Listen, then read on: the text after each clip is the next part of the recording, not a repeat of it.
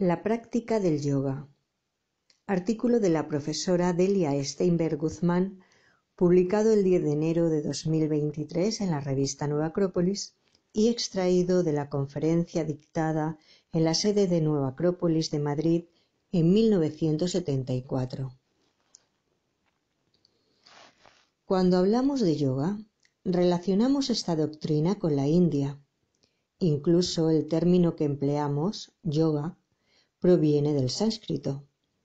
Sin embargo, esta disciplina no es exclusiva de la India ni de Oriente, dado que otros muchos pueblos de la antigüedad, como persas, egipcios, mayas, griegos o etruscos, han practicado esta ciencia, aunque no la hayan llamado de la misma forma, e incluso existan pequeñas discrepancias sobre la manera de aplicarla.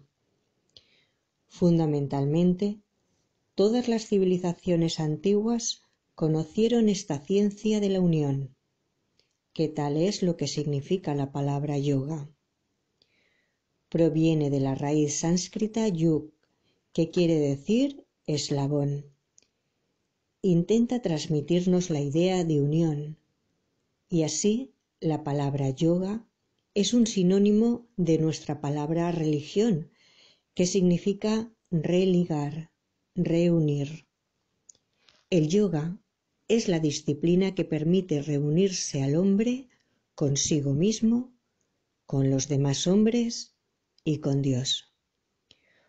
Todo lo que sea volver a la unidad primera, retornar a la raíz, lo podemos resumir en esta expresión, yoga, o en la expresión occidental, religión, reunión, religare.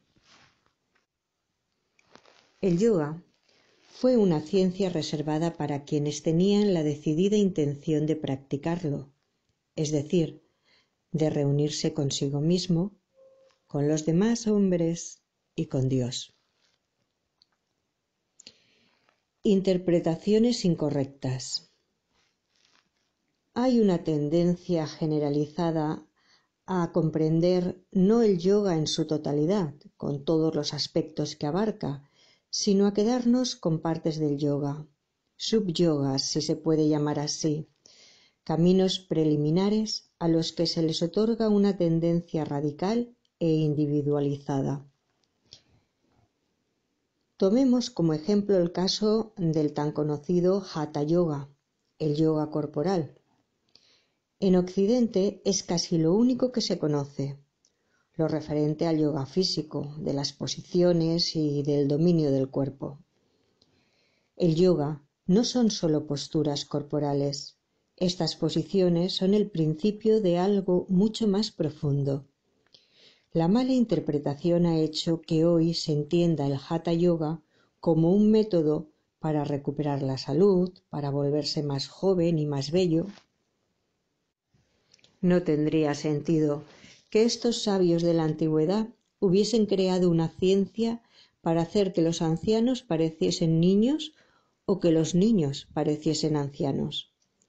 Lo que los sabios han querido siempre es que los niños pareciesen y se comportasen como niños, que los hombres maduros pareciesen y se comportasen como tales, y que los ancianos pareciesen y se comportasen como ancianos, es decir, como culminación de la sabiduría y del conocimiento.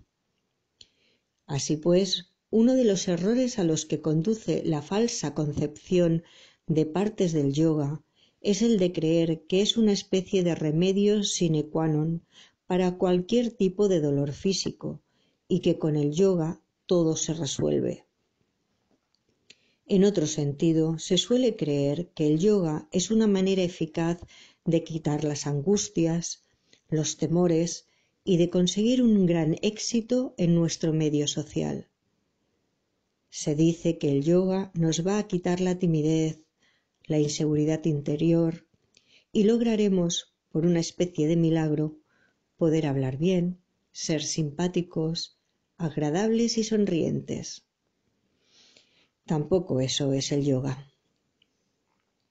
Hay también quienes creen que el yoga otorga una serie de poderes que nos facultan para influir en los demás, convencerles más rápidamente, modificar sus ideas e inculcarles otras. Así, el yoga se transforma en una forma de magia negra, mediante la cual podemos transmitir ideas y, sobre todo, inculcar las nuestras a los demás sin el menor esfuerzo. Otro error es creer que el yoga, sin mayor estudio ni preocupación, con la simple práctica corporal, conduce a la paz y a la felicidad definitivas. Tal vez este sea el mayor de los errores, porque indudablemente, ¿quién no busca la paz y la felicidad? ¿Quién no quiere encontrarse consigo mismo? Entonces, cuando de estas prácticas devienen las desilusiones y nos damos cuenta de que no encontramos la paz y no somos felices, que no podemos dominar a nadie mentalmente, que ni siquiera hemos dominado nuestros temores psicológicos, mientras los años pasan por nosotros como pasan sobre todos los demás, pensamos que el yoga no sirve, es un cuento o un mito que nos llega del lejano oriente, como tantos otros.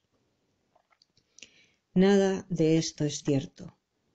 Lo que pasa es que, influidos por las tremendas alienaciones de nuestro siglo XX, nos encantan las cosas fáciles, las cosas simples que no requieren esfuerzo. En cuanto comprendemos que el yoga, como disciplina de unión, de encuentro y autoconocimiento, requiere esfuerzo, trabajo y continuidad, solemos abandonar esta vía, puesto que pensamos que era algo así como una gimnasia o concentración para estar bien. Aspectos del yoga.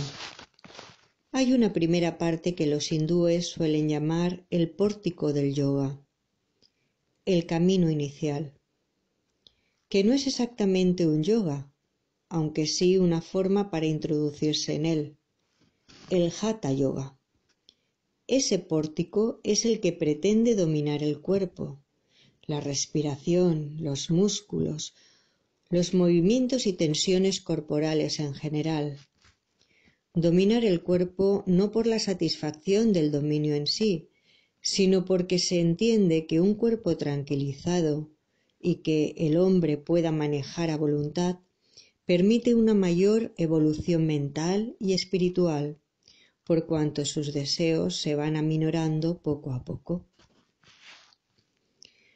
¿Cuál es el problema que nos acarrea el cuerpo?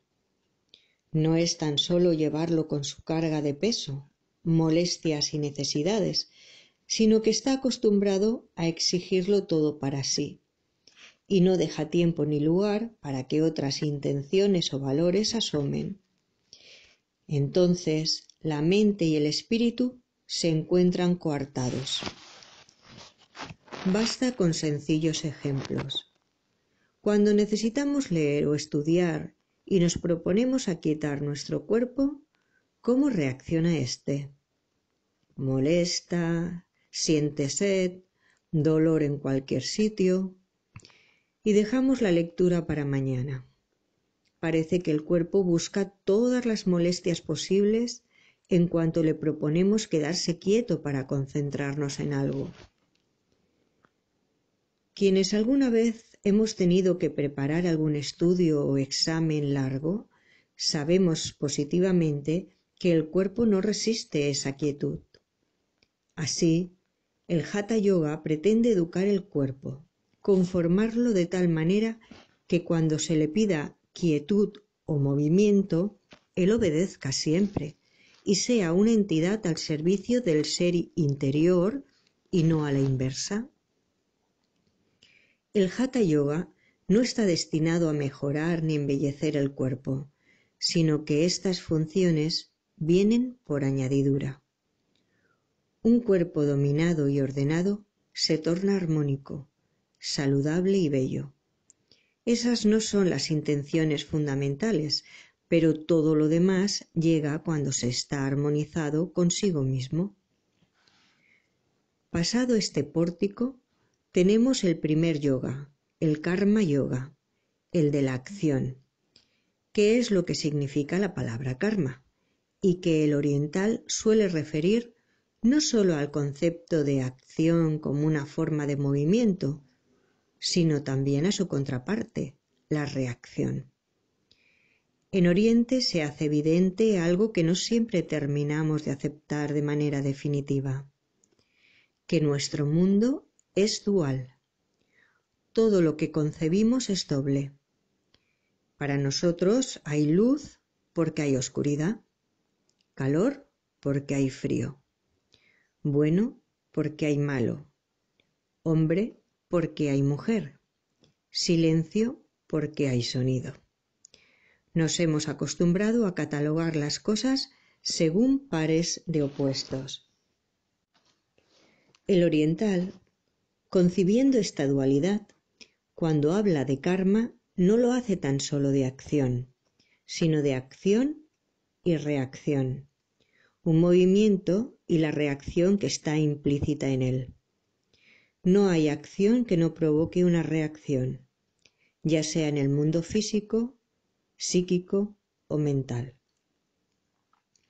En el mundo físico estamos acostumbrados a estudiar una ley que denominamos precisamente de acción y reacción, y se nos hace memorizar esa fórmula por la cual sabemos que si sobre un cuerpo se aplica una fuerza en un determinado sentido, reacciona con otra fuerza igual y de sentido contrario. Esto lo hemos repetido hasta el cansancio y nos enorgullecemos de haberlo descubierto. Los orientales van un poco más allá. Aquello que sucede en el mundo físico se da por igual en el mundo psíquico y en el mundo mental y espiritual. Toda acción encierra una reacción. Esto es lo que trata de modelar, de trabajar el Karma Yoga. Nuestras acciones y las reacciones que provocan. Hay una ley fundamental que trata de regular este campo, y es la siguiente. Si nosotros nos dejamos arrastrar por esta dualidad, como está encadenada perpetuamente, no nos liberaremos jamás de nuestras limitaciones. ¿Cómo se corta esta cadena? ¿Cómo se libera el hombre del resultado de sus actos? De una manera muy simple, no deseando dicho resultado, no buscando recompensa alguna por sus acciones, pues toda acción trae consigo su reacción. No obrar pendientes de la recompensa, sino únicamente de la acción en sí.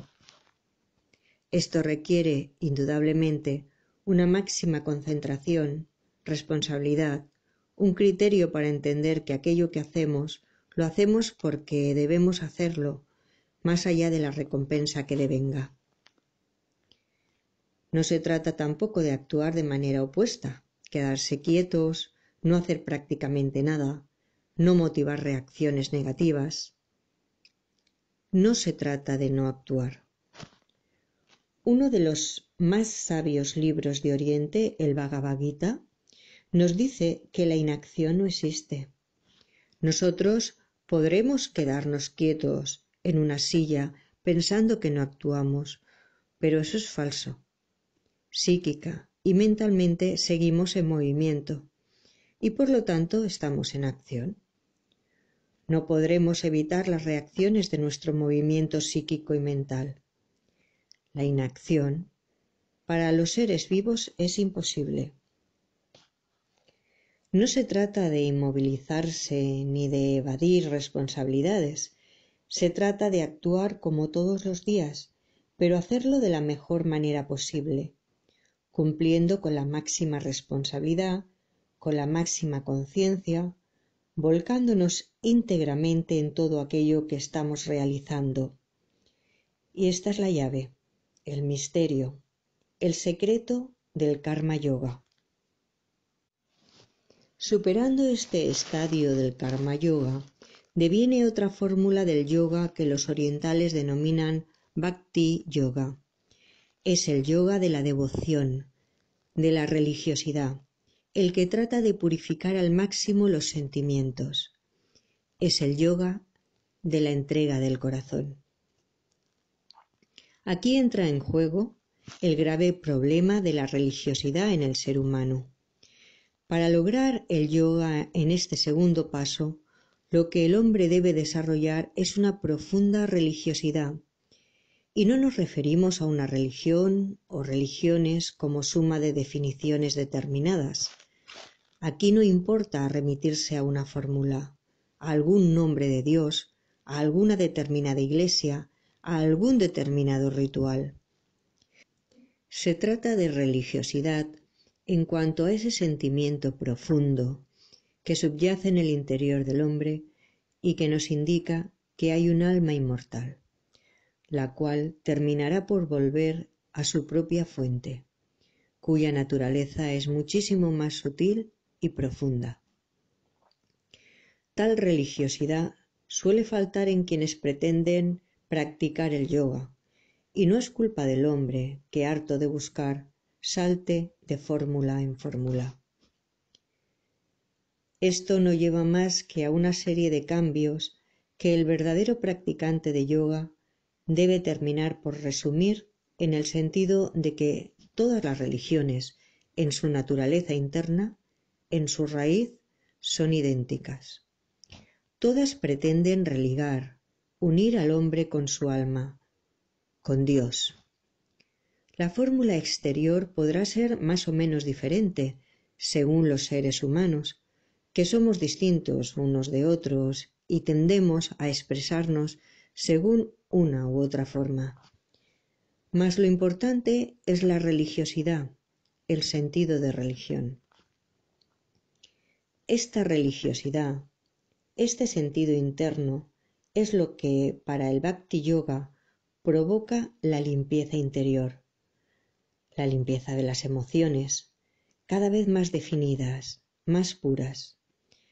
Sobre todo se trata de erradicar dos emociones muy negativas y totalmente dañinas a la hora de la realización humana: el temor y la ira. Un hombre con temor difícilmente puede transitar ningún camino, ni el del yoga ni ningún otro. Un hombre con ira se siente afectado por el más mínimo inconveniente que el camino le depare, cuando es sabido que no existen caminos en la vida que no los contengan.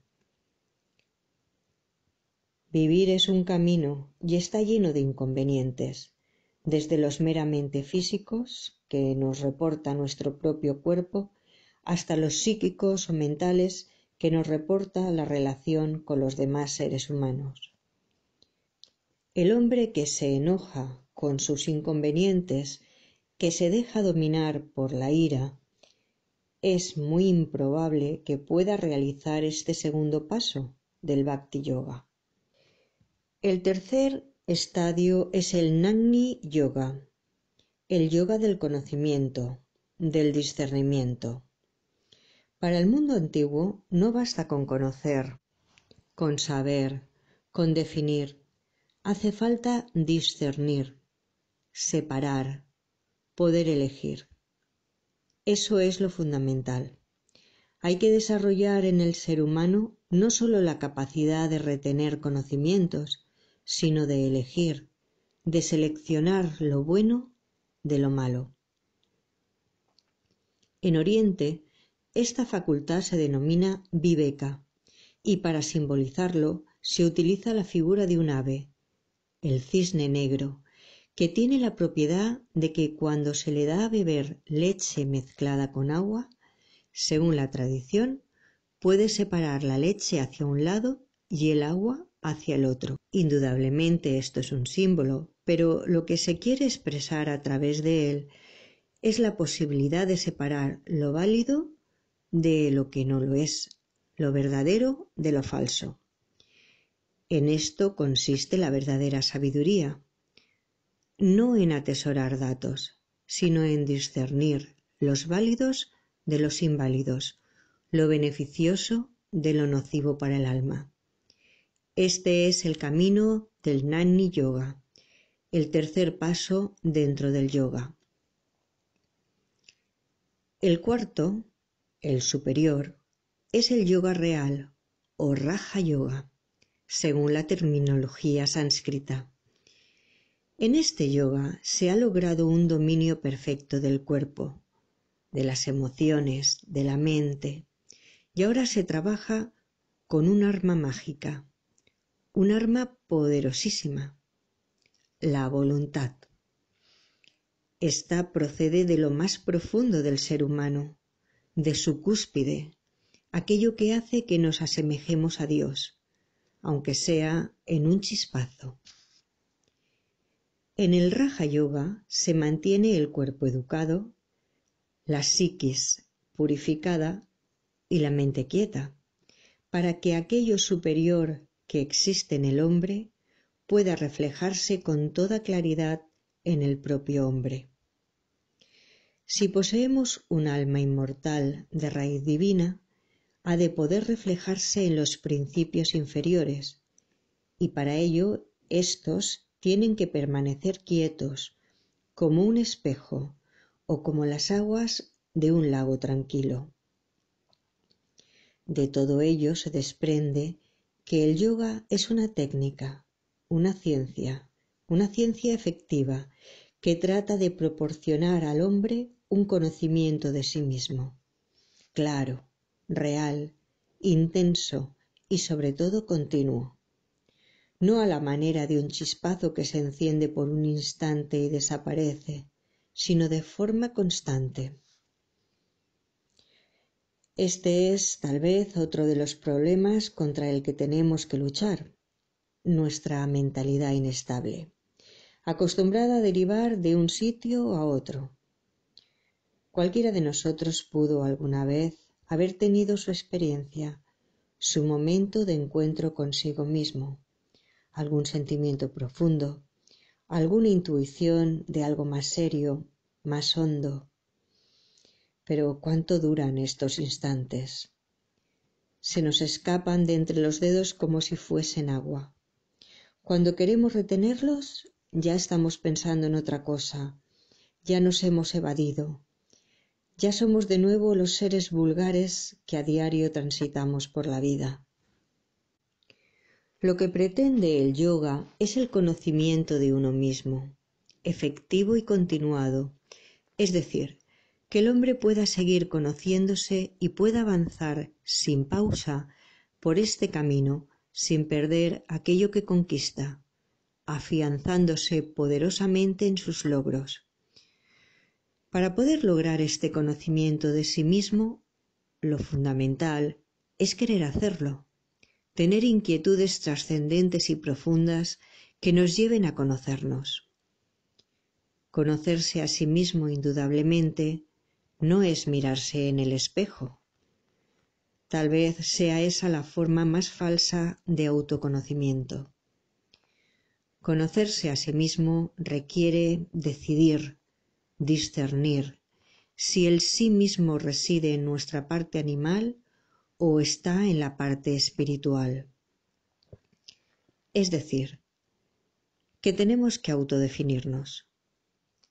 ¿Quién soy yo? ¿Dónde estoy yo? ¿Qué es lo que de mí vive y permanece y trasciende el tiempo? Y habiendo decidido dónde estamos y quiénes somos, entonces nos dedicaremos a conocernos. Y si para conocernos hay que dominar, cercenar o minorizar un tanto la parte animal, se hace. En eso radica uno de los intereses fundamentales del yoga, en despertar inquietudes profundas que puedan pasar más allá de nuestra máscara, más allá de la cáscara exterior con que nos recubrimos. La doctrina del yoga. Indudablemente, para practicar yoga, además del deseo profundo de querer hacerlo y de conocerse, hay que saber un poco de las doctrinas filosóficas, religiosas y científicas que constituyen el fundamento del yoga. Es muy difícil practicar algo que no se conoce.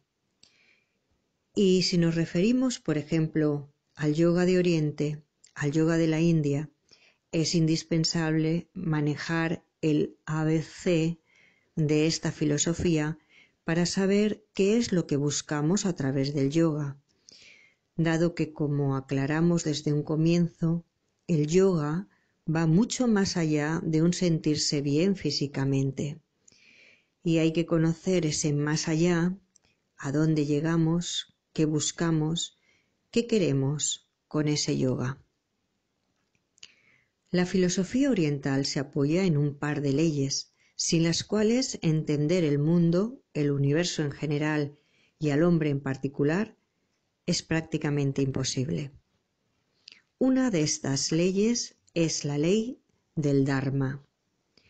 El Dharma es la ley universal en su más amplia acepción.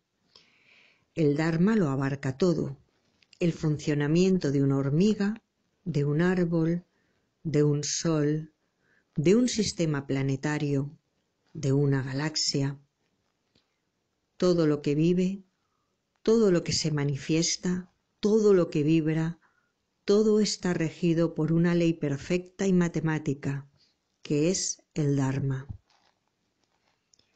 Esta ley podríamos figurárnosla como si fuera un gran camino que está flanqueado en sus costados por altos muros de consistencia muy especial, como si fuesen elásticos. ¿Qué pasa con nosotros, los seres humanos, a la hora de transitar por el sendero del Dharma, de la ley universal?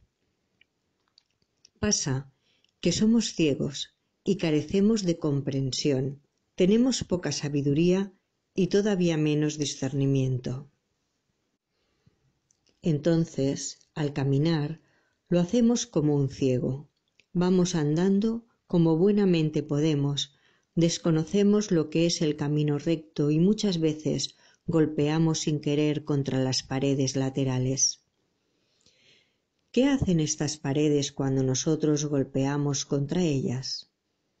Como son elásticas, rebotan, y nos rebotan también a nosotros en sentido contrario. Eso es karma. Eso es acción y reacción. Es decir, que el karma es la aplicación que los humanos hacemos del Dharma. Al no entender una ley unitaria, perfecta, la aplicamos según nuestra concepción dual, y entonces necesitamos acción y reacción, un premio y un castigo. Necesitamos sobre todo esos golpes contra las paredes laterales que nos obligan a retornar al centro del sendero. Esos golpes duelen, pero un aforismo oriental nos indica que el dolor es vehículo de conciencia y que donde nada nos duele difícilmente aprendemos algo. De modo que estos golpes, estos rebotes contra las paredes elásticas del camino que mencionamos, no están hechos para castigar ni para dañar, están hechos para corregir y para hacer que el hombre, de manera natural, retorne al sendero del medio. Comprendiendo el Dharma y el Karma, se comprende inmediatamente que el hombre es un ser evolucionante que transita ese sendero desviándose muchas veces, deteniéndose otras, pero que sin embargo a través de sus esfuerzos, su continuo caminar, su continuo levantarse, evoluciona. Entendemos también por qué el oriental nos habla de reencarnación, de un constante retornar a la vida. Se parte de la base de que de la vida nunca salimos. Estamos siempre vivos, a veces con cuerpo, a veces sin él. A veces para experimentar necesitamos de esta cobertura como si fuese el invierno de la existencia y precisáramos abrigarnos más. Entonces nos cubrimos con un cuerpo. Cuando llega el verano de la existencia y todo esto sobra, nos desprendemos del cuerpo para seguir experimentando por el continuo sendero del Dharma. El yoga es el método, la disciplina que permite al hombre armonizarse consigo mismo y con el universo, de tal forma que pueda circular por este sendero del Dharma y evite en lo posible aquellos choques dolorosos contra los costados del camino, que continuamente nos recuerdan: te estás equivocando, te estás equivocando. Eso es sintéticamente el yoga, el sentido de unión que caracteriza al yoga, y así tenemos que reivindicarlo, pues en Occidente es un poco difícil entender la mentalidad oriental. No hay que creer que por el simple hecho de que uno vaya a la India, cualquiera va a enseñarnos el yoga. Es como si pretendiésemos que todos los españoles supieran lo que se dice en el capítulo 8, por ejemplo, del Quijote. Así como hay expertos en España que del Quijote saben mucho, hay también expertos en la India que saben del yoga. Sin embargo, en general, nuestro siglo XX nos ha materializado, nos ha perturbado, y tanto en Oriente como en Occidente existe una falsa popularización del yoga que desgraciadamente lo ha estropeado, lo ha minorizado y falseado. Nuestro mundo exige cuestiones materiales fáciles, y así el yoga se ha convertido en un comercio más. ¿Qué hay de ese actuar sin afán de recompensa? De momento, todo yoga que actúe como un comercio no es yoga. Es una aproximación a un estudio de algo que sabían unos señores en la antigüedad, pero no es yoga. El yoga, si es simplemente un pasatiempo, tampoco es yoga. Para hacerlo se requiere una entrega profunda y decidida, aunque no sea a la manera oriental. Pero si el yoga es unión, se requiere decisión para unirse, seriedad para hacerlo, porque ni es un escapismo, ni es una manera de evadirse de los problemas, sino que al contrario, es una manera de afrontarlos, y en lugar de escapar de ellos, es la fórmula para resolverlos. Unión requiere esfuerzo, y de eso no nos salvará nadie. Si pensamos que efectivamente fueron sabios orientales los que postularon estas doctrinas, recordemos otro de sus aforismos. El maestro puede enseñar el sendero al discípulo, pero no puede recorrerlo por él. Todo aquel que se considere discípulo, que quiera aprender algo, necesita caminar por sus propios medios, con el esfuerzo que le significa caminar. La práctica del yoga no puede escapar de la acción, hay que hacerlo.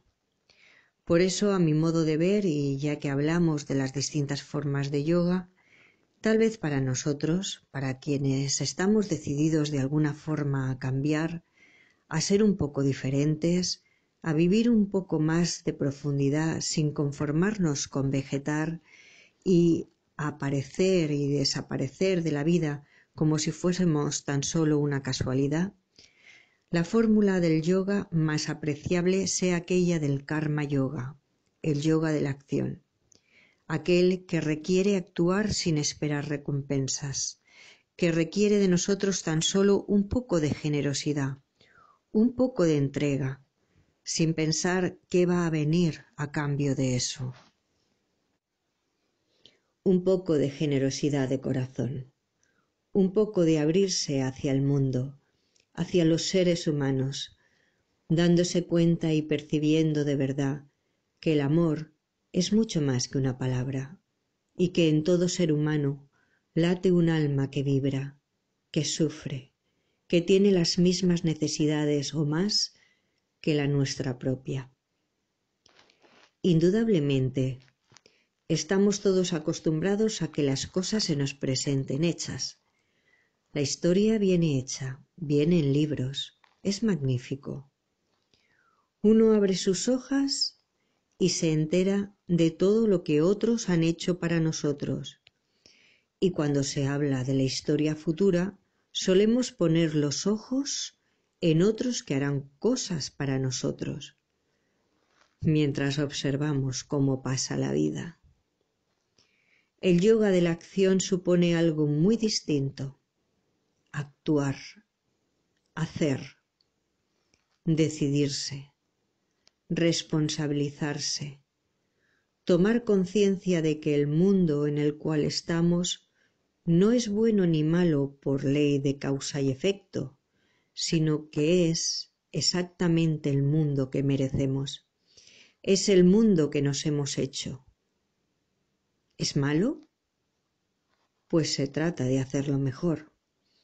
¿Es bueno? Disfrutémoslo en paz.